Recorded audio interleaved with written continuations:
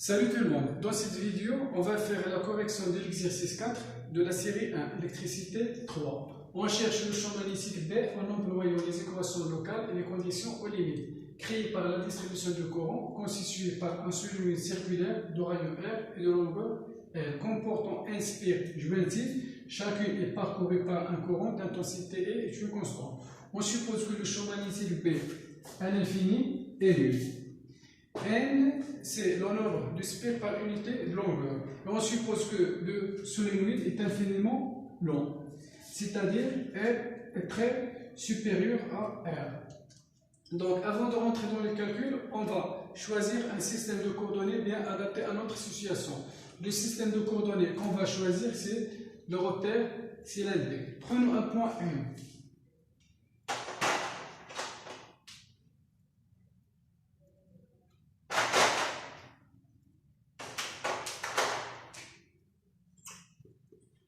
Projetons le point M sur le plan OXY.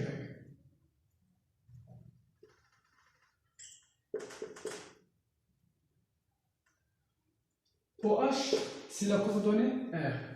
La coordonnée cylindrique R.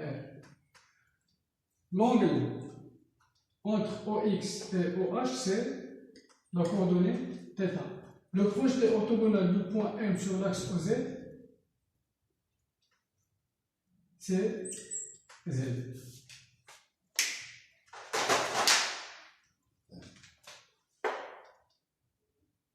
Voilà le vecteur unitaire UR. Uθ. La base cylindrique UR, Uθ et UZ. Je fais une translation de cette base vers le point M. Donc, UR, Uθ, UZ. Il faut savoir que UR et Uθ forment un plan horizontal. UR, Uθ, forme un plan parallèle au plan OX, OY. Donc l'expression du champ magnétique B dans la base cylindrique est donnée par BR, R, θ, Z, UR, plus B, θ, R, θ, Z, Uθ, plus B, Z, R, θ, Z, UZ. Donc, on doit simplifier l'expression du champ B en utilisant la symétrie de notre situation. Donc, il faut savoir d'abord que le champ magnétique B est perpendiculaire au plan de symétrie. Donc, on va chercher un plan de symétrie. Et le champ B est perpendiculaire à ce plan. Donc, le plan Pi passant par M est formé par UR, Uθ, c'est-à-dire le plan horizontal. Uθ, UR. Est un plan de symétrie pour la distribution de courant. Parce qu'il coupe la distribution, le système de distribution en deux parties égales. Donc, Pi, le plan Pi, formé par Uθ, UR, passant par M, est un plan de symétrie. Donc, le champ B est perpendiculaire au plan Pi. Donc, le champ magnétique B est suivant le vecteur UZ. Donc, la composante suivante UR est nulle. La composante de Uθ suivant Uθ est nulle, puisque on a démontré que B, le champ B, est perpendiculaire au plan formé par UR, Uθ. Donc, il est suivant UZ. Donc, le champ B égale CBZ, R, θ, Z, UZ. Le système de distribution de courant est invariant par rotation suivant l'axe OZ. Le système de distribution est invariant par rotation suivant OZ. Donc le champ B ne dépend pas de Z. Alors, le champ B ne dépend pas de Z. Ne dépend pas de θ plutôt. Pas de θ. Puisque le système de distribution est invariant par rotation suivant l'axe OZ. Donc, on doit éliminer la variable θ. De même, le champ B est invariant, le système de distribution est invariant par translation suivant l'axe OZ. Donc, le système est invariant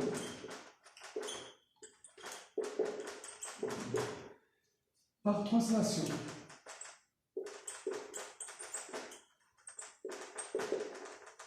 suivant OZ.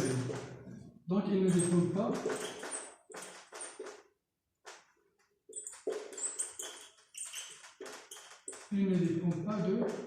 de la variable Z. Donc la variable Z est éliminée.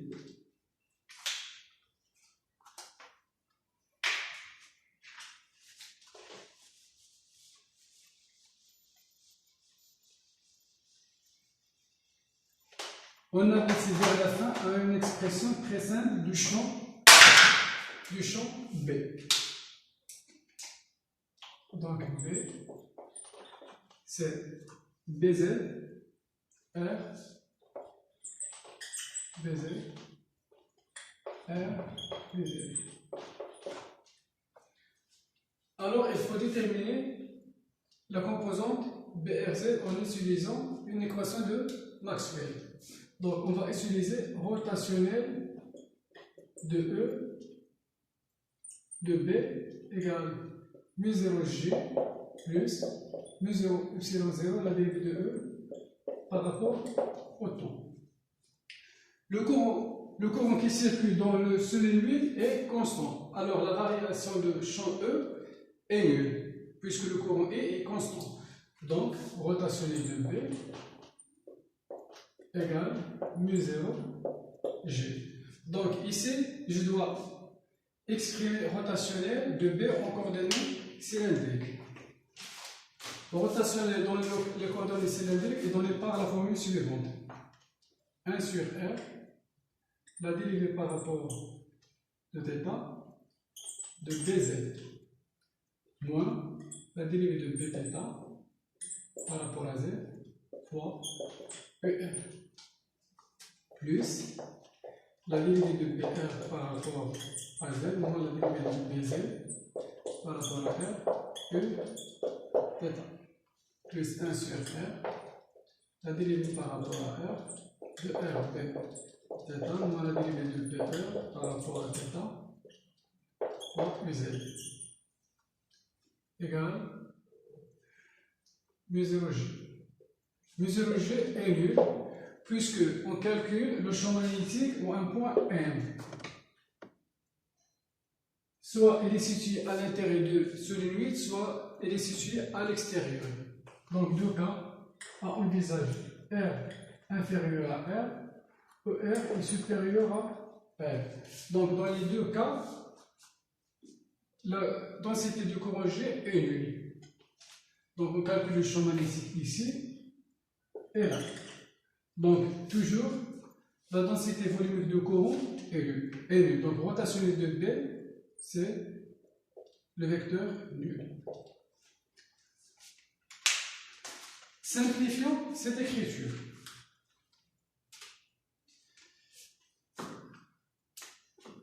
Bθ est nul, ainsi que BR. Bθ est nul, BR est nul. Il reste BZ par rapport à θ. BZ ne dépend pas de θ. Donc sa dérivée par rapport à θ égale 1. Il reste moins la dérivée de BZ, voilà BZ, par rapport à R, puisque BZ dépend de R, par rapport à R, égale fois UR, fois Uθ, égale 0. Alors, la dérivée de BZ par rapport à R égale 0. Ce qui signifie BZ est une constante, ne dépend pas de R.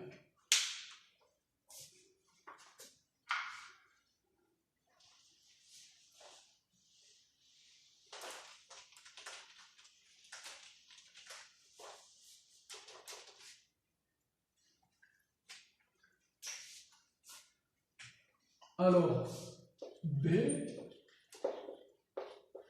c'est B fois UZ. B est une constante. On a trouvé ici que BZ est une constante, ne dépend pas de R.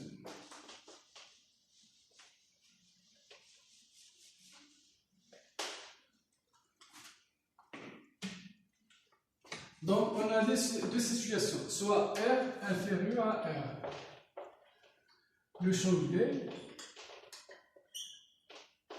R inférieur à R. Donc, B intérieur égale B intérieur fois UZ. Deuxième cas, R supérieur à R. B extérieur égale B extérieur fois UZ. B intérieur ou B extérieur sont constants, puisque on vient de démontrer que B est constante.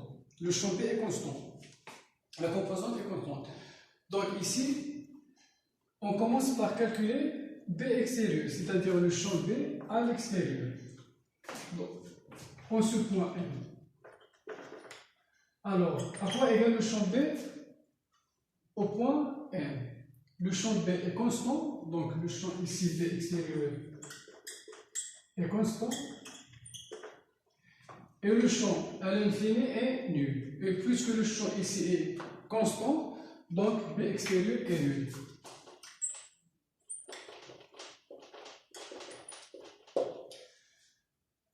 Je l'explique. Le champ B ici à l'extérieur de ce limite est constant. Et puisque à l'infini j'ai un champ qui est nul, alors B extérieur est nul. Donc il reste à déterminer B intérieur. Alors ici on va utiliser la relation de passage, les conditions aux limites.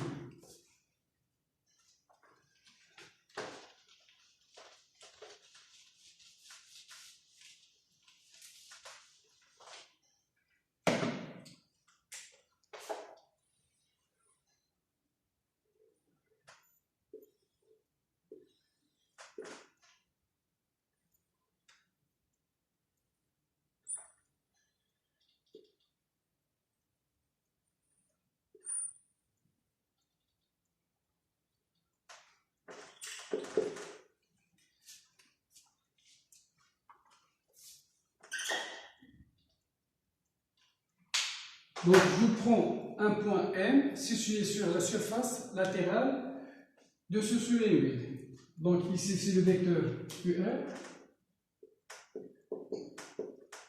Uθ perpendiculaire à UR et UZ. Voilà UZ. Donc, cet élément de surface est parcouru par un courant dpi. Donc, d'abord, avant de rentrer dans les calculs, je vais faire un petit rappel sur la densité de courant surfacique. Supposons par exemple qu'on a une nappe parcourue par un courant GS. Un courant surfacique GS. Et on veut calculer le courant I qui traverse un élément infinitésimal dl. Alors, comment on calcule le courant qui traverse ces surfaces? C'est dI égale G surfacique, la densité surfacique, fois dl, cet élément de longueur, fois un vecteur perpendiculaire à cet élément, N, le vecteur normal. Donc voilà comment on calcule le courant dI qui traverse un élément infinitésimal dl.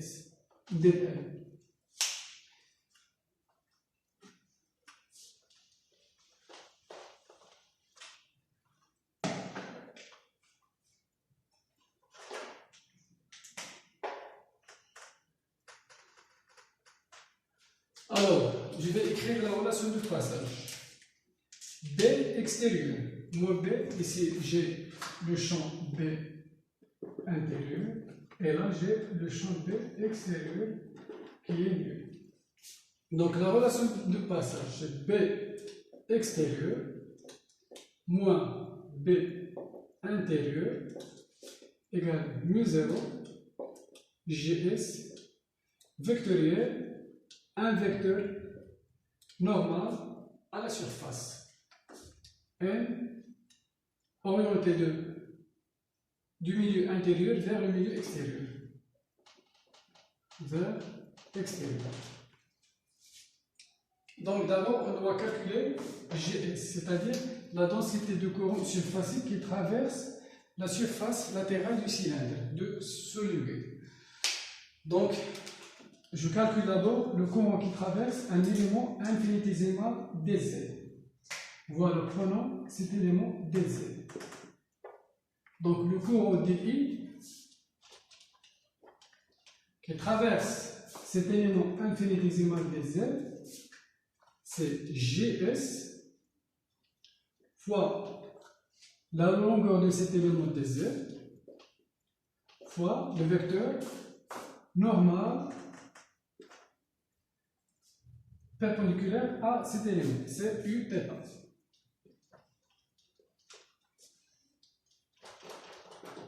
Gs est suivant, voilà Gs. Gs est suivant Uθ. Donc Gs c'est Gs, Uθ fois dz, Uθ. Donc dI égale Uθ, scalaire Uθ c'est 1. Donc c'est Gs fois dz. Voilà le courant qui traverse cet élément dz. Et pour calculer le courant I total qui traverse toute la surface de celui-ci, donc j'intègre dz de 0 jusqu'à L. Donc le courant I total, c'est Gs fois L. I total, c'est le courant total qui traverse toute la surface latérale. Et on a N spire, N courant. Donc I total, c'est N fois I. Chaque spire est parcouru par un courant I, d'après l'exercice. Donc I total, c'est N fois I, égale Gs fois L. Alors, Gs égale N fois I sur L. B extérieur, c'est le vecteur nul. Donc, moins B intérieur égale mu0 Gs, c'est Gs fois Uθ, vectoriel, le vecteur normal N, de l'intérieur vers l'extérieur, de l'intérieur vers l'extérieur, c'est la normale à cette surface, c'est UR. UR est normale à cette surface. Donc, le vecteur N de l'intérieur vers l'extérieur, c'est UR. Donc, vectoriel UR. Vous voyez? Voilà la surface latérale.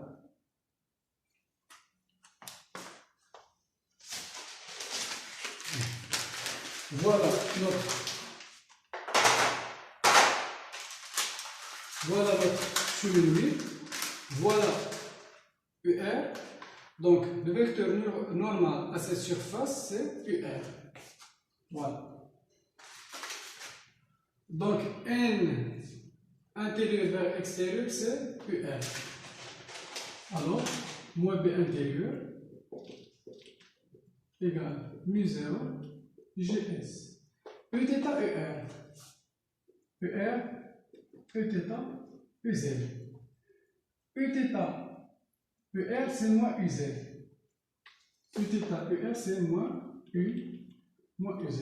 Donc, B intérieur égale mu0 GS fois UZ. Donc, B intérieur, c'est mu0 GS, c'est N fois I sur L fois UZ. B intérieur égale mu0. N sur L n'est rien d'autre que N fois I fois UZ.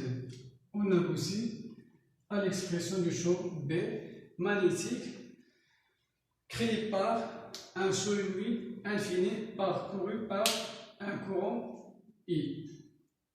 Et merci d'avoir regardé cette vidéo. À la prochaine.